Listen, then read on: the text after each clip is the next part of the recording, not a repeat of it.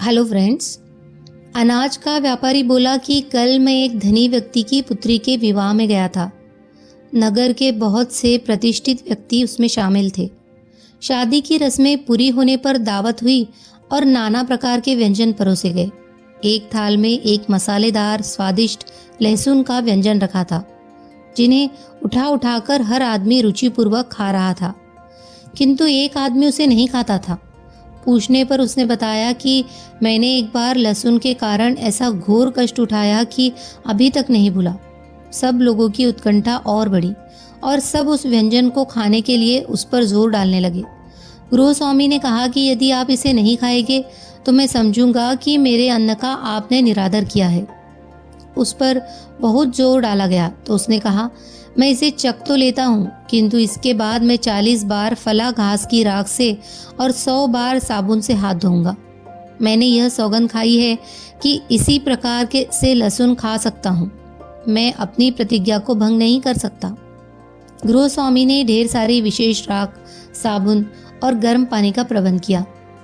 उस आदमी ने एक बार फिर इनकार किया, किंतु सबके जोर देने पर एक बार डरते डरते एक दाना मुंह में रख लिया। हम लोगों को उसकी हिचक से भी आश्चर्य हुआ और इस बात से भी कि उसने केवल 4 उंगलियों से खाया, अंगूठे का प्रयोग नहीं किया। हम लोगों को याद आया कि वह पहले भी जब भोजन कर रहा था तो अंगूठे का प्रयोग नहीं कर रहा था। गृह स्वामी ने कहा, आप अजीब तरह से खा रहे हैं, खाने में अंगूठे का प्रयोग क्यों नहीं करते? इससे आपको आसानी होगी। उस आदमी ने हाथ फैलाकर दिखाया तो उसमें अंगूठा था ही नहीं। गृह स्वामी तथा अन्य अतिथियों ने पूछा कि आपके अंगूठे का क्या हुआ? तो वह बोला कि मुझ पर एक बार ऐसी मुसीबत पड़ी जिसे कहना मुश्किल है। उसी विपत्ति के कारण मेरे दोनों हाथों और दोनों पैरों के अंगूठे काट लिए गए। लोगों ने उससे यह वृत्तांत सुनाने को कहा। उसने 140 बार हाथ धोए और फिर अपनी कहानी शुरू की। उसने कहा कि दोस्तों, मेरा पिता बगदाद का रहने वाला था और खलीफा हारून रशीद के ज़माने में था। मैं भी उसी समय पैदा हुआ। मेरा पिता यद्यपि धनवान तथा बड़े व्यापारियों में गिना जाता था, तथापि वह पुरानी बहुत ही विलासी और व्यसनी था। इसीलिए व्यापार की ठीक तरह देखभाल नहीं कर पाता था और उसमें काफ़ी गड़बड़ होती थी। जब वह मरा तो मुझे मालूम हुआ कि न जाने कितने लोगों से उसने ऋण ले रखा था। मुझे कठिनाई तो बहुत हुई, किंतु मैंने परिश्रम से व्यापार बढ़ाया और धीरे धीरे सारे ऋणदाताओं का रुपया वापस कर दिया। अब मैं इत्मीनान से अपनी कपड़े की दुकान पर बैठकर व्यापार किया करता था। एक दिन मैं दुकान पर बैठा था कि एक सुंदरी जो खच्चर पर सवार थी और जिसके आगे एक नौकर और पीछे 2 नौकरानियां चल रही थी, मेरी दुकान के पास आई। उसके नौकर ने उसे हाथ पकड़कर खच्चर से उतारा और कहा, मालकिन, आप बेकार ही इतने सवेरे बाजार में आ गई। अभी तो कोई दुकान ही खुली नहीं है, आप कहाँ तक प्रतीक्षा करेगी? उसने कहा, तुम ठीक कहते हो, केवल एक ही दुकान खुली है, चलो उसी में चले। अतएव वो मेरी दुकान पर आकर बैठ गई। उसने देखा कि मेरे और नौकर के अलावा कोई नहीं है, तो साफ हवा लेने के लिए नकाब थोड़ा सा उठाया। मैंने ऐसा रूप कभी नहीं देखा था। मैं ठगा सा टकटकी लगाकर उसे बराबर देखता रहा। उसने मेरी उत्कंठा देखकर पूरा नकाब उलट दिया और मैं जी भरकर उसके सौंदर्य का रसास्वादन करने लगा। कुछ ही देर में अन्य व्यापारी और ग्राहक आ गए और बाजार में भीड़ बढ़ गई। तो उसने नकाब फिर चेहरे पर डाल दिया। उसने कहा, मैं जरी के कपड़े खरीदना चाहती हूँ, आपके पास ऐसे थान हो तो दिखाइए। मैंने कहा, मैं तो सादा थान बेचता हूँ, लेकिन आप कहे तो अन्य दुकानदारों के यहाँ से खुद आपके लिए अच्छे अच्छे थान ला दूंगा। इससे आपका दुकान दुकान जाकर कपड़े देखने और खरीदने का कष्ट बच जाएगा। वह इस बात से बहुत प्रसन्न हुई और देर तक मुझसे इधर उधर की बातें करती रही। कुछ देर बाद मैं कई दुकानों में गया और बहुत से जरी के थान मैंने उस स्त्री के आगे लाकर रख दिए। उसने उसमें कुछ थान पसंद किए। उनका मूल्य 24,750 मुद्राएं था। उसने यह दाम मंजूर कर लिया और मैंने थान उसके सेवक को दे दिए। उस स्त्री ने विदा ली। मैं उसके सौंदर्य के मोह में इतना किंग कर्तव्य विमूढ़ हो गया था कि उससे थानों का मूल्य मांगा ही नहीं और उसने भी नहीं दिया। मैंने उससे यह भी नहीं पूछा कि तुम रहती कहाँ हो। मुझे फिक्र हुई कि उससे रुपया न मिला तो मैं यह 25,000 कहाँ से भरूंगा। दुकानदारों को दिलासा दे दिया कि मैं उस स्त्री को जानता हूँ और दाम मिल जाएंगे, लेकिन रात भर चिंता में मुझे नींद नहीं आई। दूसरे दिन मैंने व्यापारियों से 1 हफ्ते में अदायगी करने का वादा किया और उन्होंने इसे मंजूर कर लिया। 1 हफ्ते तक भी उस स्त्री का पता नहीं चला। 8वें दिन वह सुंदरी उसी खच्चर पर उन्हीं सेवकों के साथ मेरी दुकान पर आई और बोली, तुम रुपए लेने क्यों नहीं आए? अब मुझे खुद इन्हें लेकर आना पड़ा। अब मैं सारा पैसा ले आई हूँ। शराब से परखवा लो कि सिक्के ठीक है या नहीं। मैंने शराब को दिखाया तो सब सिक्के खरे निकले। वह सुंदरी देर तक मुझसे बातें करती रही और बातचीत से मालूम हुआ कि वो बहुत बुद्धिमती है। मैंने वस्त्र व्यापारियों को बुलाकर उनका रुपया दे दिया। वे सब बड़े प्रसन्न हुए और मेरे व्यवहार से बाजार में मेरी साख बढ़ गई। उस सुंदरी ने कई और थान मांगे और मैंने व्यापारियों से लाकर उसे दे दिए, लेकिन फिर भी न उसका नाम पूछा न निवास स्थान। उसके जाने के बाद फिर सोचने लगा कि एक बार तो वह रुपए दे गई, अब अगर न दिए तो मैं बर्बाद हो जाऊंगा। फिर सोचता कि यह असंभव है कि वह धोखा करे। वह तो मेरे शील की परीक्षा ले रही है। उसे मेरे हानि लाभ और प्रतिष्ठा का ख्याल जरूर होगा। वह तो जानती ही है कि मेरी साख पर ही व्यापारियों ने कपड़े के थान दिए हैं। कभी मुझे अपनी संभावित हानि का ध्यान आता और कभी उसके सौंदर्य का ध्यान करके सारा दुख भूल जाता। इस बार उसने बहुत दिनों तक रुपए न पहुंचाए और बजाज लोग बेसब्र होकर मुझसे रुपयों का तकाजा करने लगे। मैं अपनी आमदनी में से थोड़ा थोड़ा उन्हें भिजवा कर उनकी तसल्ली कर देता था। 1 महीने बाद वह फिर अपने सेवकों के साथ आई और उसने पिछली बार के खरीदे कपड़ों का मूल्य दे दिया। फिर उसने मुझसे पूछा कि तुम्हारा विवाह हो चुका है या नहीं। मैंने कहा अभी तक नहीं हुआ। उसने अपने नौकर को इशारा किया और वह मुस्कुराता हुआ उठा और मुझे एक तरफ ले जाकर बोला, तुम क्या समझते हो कि मालकिन तुमसे कपड़े खरीदने के लिए आती है? मैं जानता हूँ कि तुम उन पर आसक्त हो, लेकिन तुमने सभी से यह बात छुपाई है। अब यह जान लो कि वह भी तुमसे प्रेम करती है, इसीलिए तुम्हारे विवाह के बारे में पूछा। तुम इतने बुद्धू निकले कि उसका इशारा भी नहीं समझे। मैंने कहा, भाई मैंने तो जब पहली ही बार तुम्हारी मालकिन को देखा तो उस पर मर मिटा, किंतु मुझे यह आशा नहीं थी कि वह भी मुझसे प्रेम करेगी। अब तुम इस मामले में अगर मेरी सहायता करोगे तो मैं आजीवन तुम्हारा एहसान नहीं भूलूंगा। वह मेरे पास से उठकर अपनी मालकिन के पास पहुंचा और उसे मेरी बात बताई।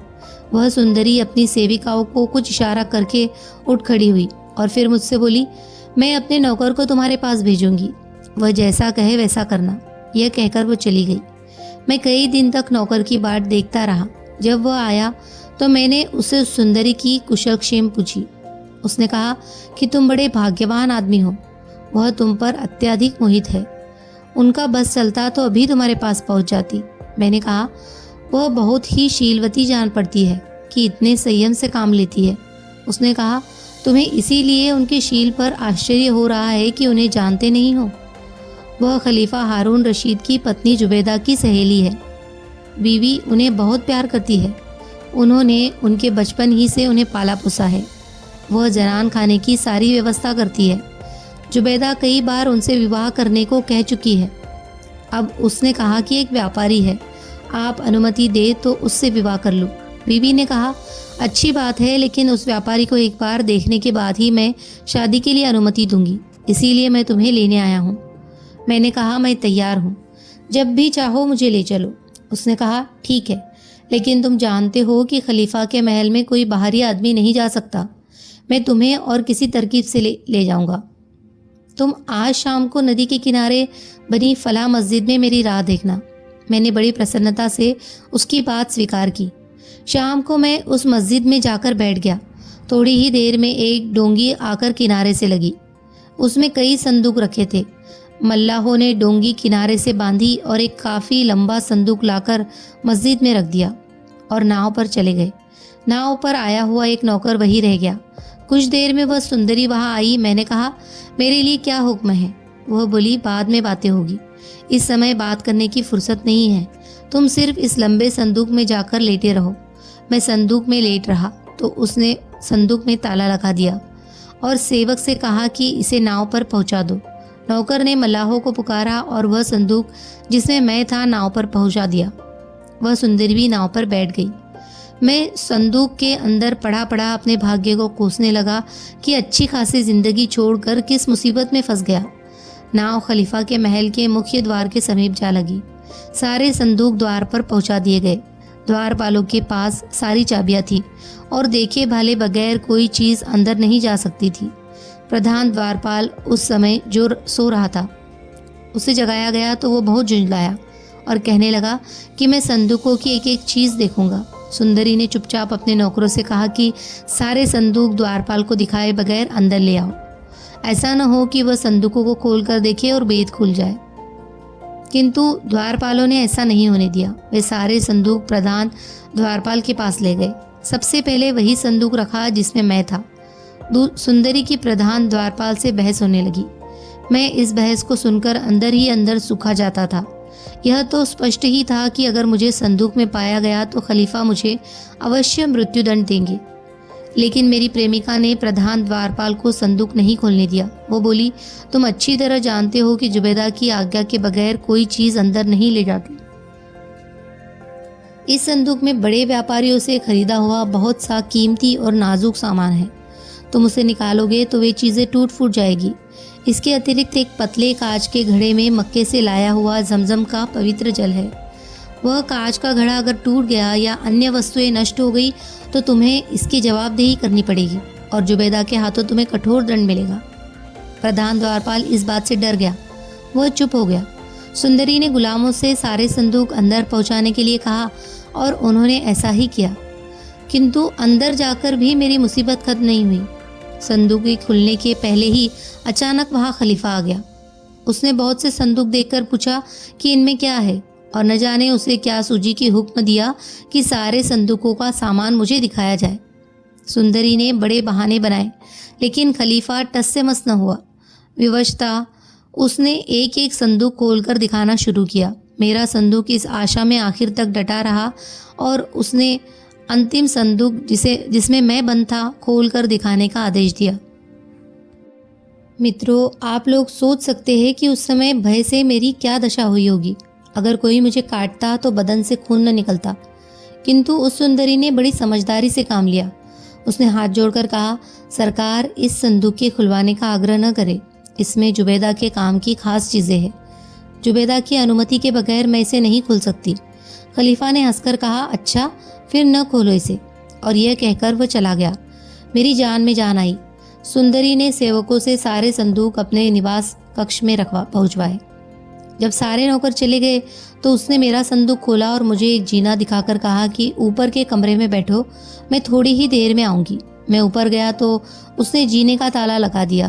ताला लगाए 2 क्षण भी नहीं हुए थे कि खलीफा फिर वहां आ गया और उसी संदूक पर बैठकर उस स्त्री से बहुत देर तक नगर के बारे में पूछताछ करने लगा। वह सुंदरी काफ़ी देर तक खलीफा से वार्तालाप करती रही। जब खलीफा अपने शयन कक्ष में चला गया तो वो ऊपर आई और बोली, तुम पर मेरे कारण बड़े ही कष्ट पड़े, किंतु अब तुम आराम से रहो। सुबह तुम्हें जुबैदा के पास ले चलूंगी। फिर हम दोनों ने भोजन किया और वह चली गई। मैं बड़े आनंद से उस भव्य प्रसाद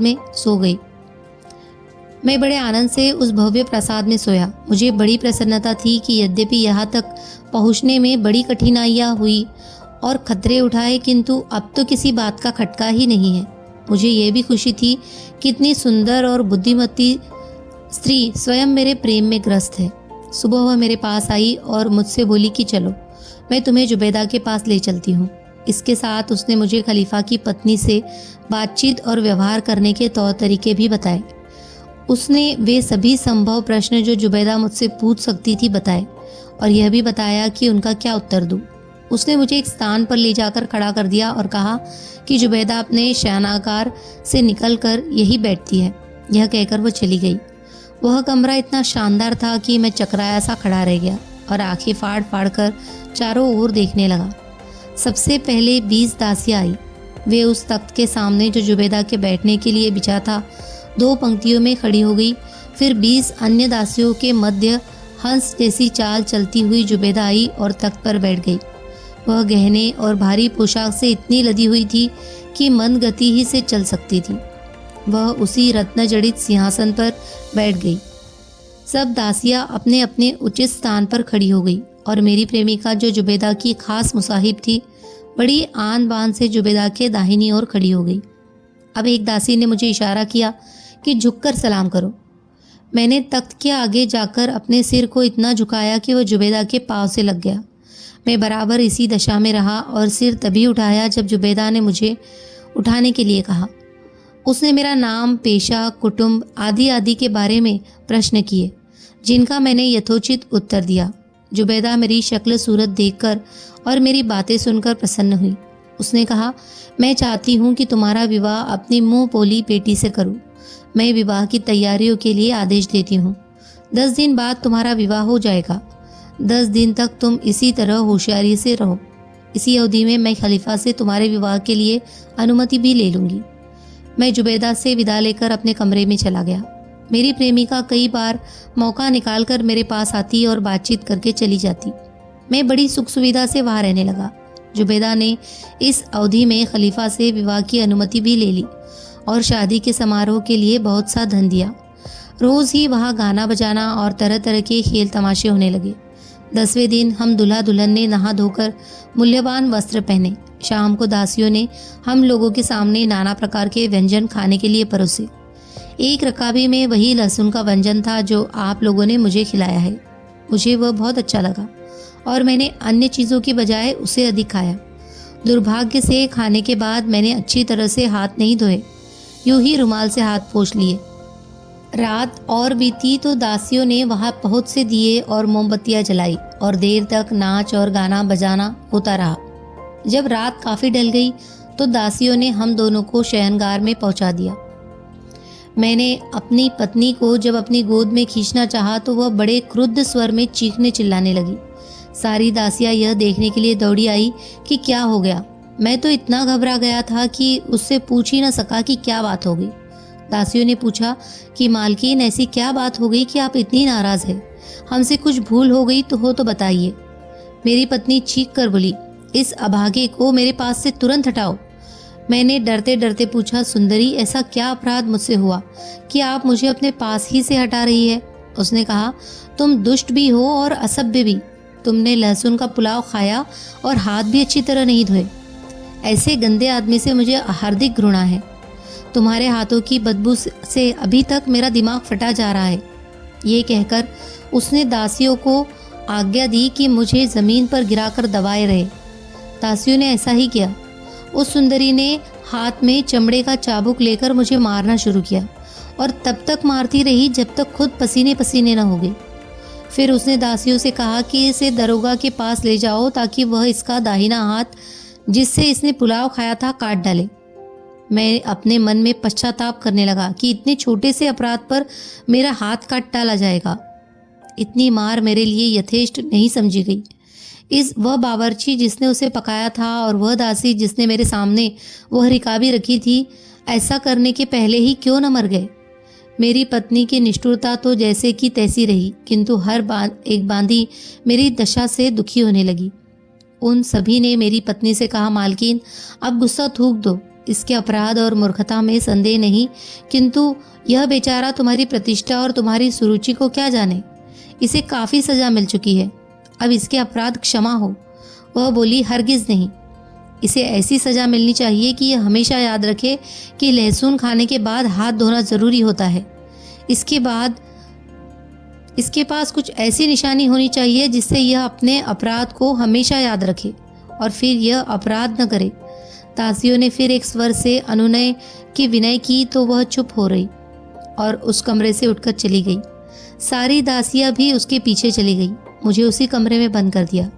10 दिन तक मैं वहीं बंद रहा। कोई दासी या नौकर मेरी पत्नी के क्रोध से डर से मेरे पास फटकता भी नहीं था।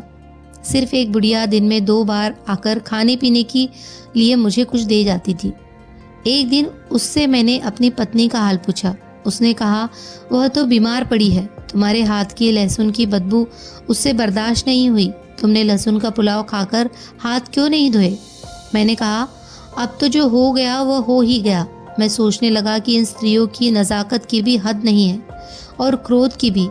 फिर भी आश्चर्य यह था कि मेरे मन से उसका प्रेम न गया और मैं उसकी एक झलक पाने के लिए तड़पने लगा। 10 दिन बाद बुढ़िया ने बताया, तुम्हारी पत्नी स्वस्थ हो गई और नहाने के लिए हम्माम को गई है। उसने कहा कि स्नान के बाद वह यहाँ आएगी, शायद आज ना आ सके लेकिन कल जरूर आएगी। दूसरे दिन वह मेरे पास आई, किंतु उसका क्रोध शांत न हुआ था। वह बोली कि मैं तुझे प्यार करने को नहीं, दंड देने को आई है।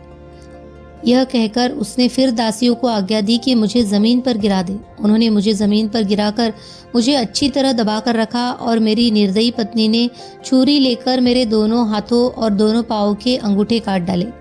एक दासी ने तुरंत ही किसी विशेष वृक्ष की पीसी हुई जड़ मेरे घाव पर लगा दी, जिससे खून बहना बंद हो गया, किंतु पीड़ा के कारण मैं अचेत हो गया।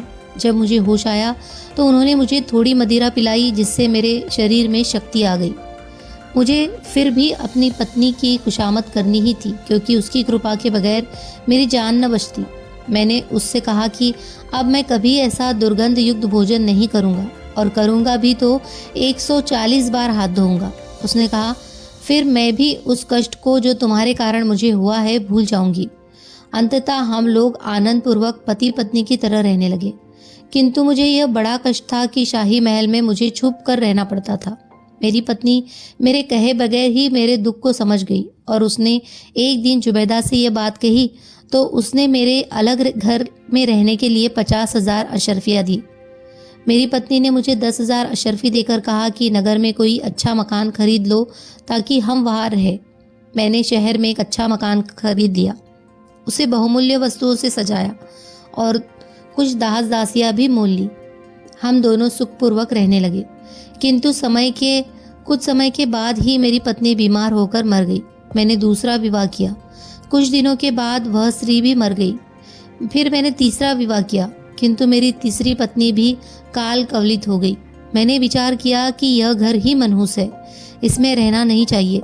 इसके अलावा लगातार 3 पत्नियों की मृत्यु से मैं खिन्न भी था, इसीलिए मैं मकान को बेच बाच कर देश विदेश के व्यापार को निकला। पहले फारस गया, वहाँ से समरकंद पहुँचा और वहाँ से यहाँ आया हूँ।